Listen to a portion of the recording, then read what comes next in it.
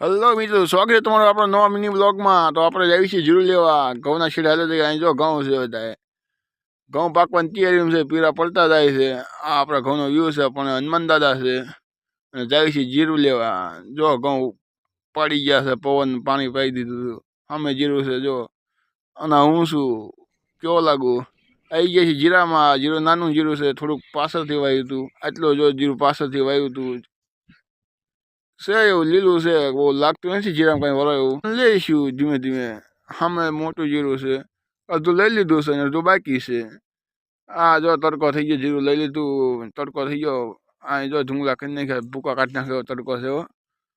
અડધું અડધું જીરું લીધું છે બધું, અડધું બાકી છે. બતાવું તમને જીરામાં કાંઈ નથી. જો છે કાંઈ આવી રીતે છે, પણ લેવું તો પડશે. કાંઈ ન વળ્યું. જો ભૂખ ભેગા થયા હો, તો કાંઈ ન વધ્યું.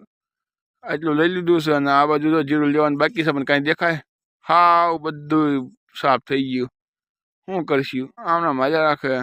આવી જાય છે અમે જો નાના જીરામાં. હમણાં બતાવ્યું હતું ને એ જ જીરું. આ સુકાઈ જાય છે ધીમે ધીમે. બ્લોગ પસંદ આવે તો લાઈક છે, સબસ્ક્રાઈબ કરતા રહીએ. અને ફૂલ બ્લોગ જોવા માટે ચેનલના નામ હેઠળ લિંક આપેલી છે, જોતા આવજો.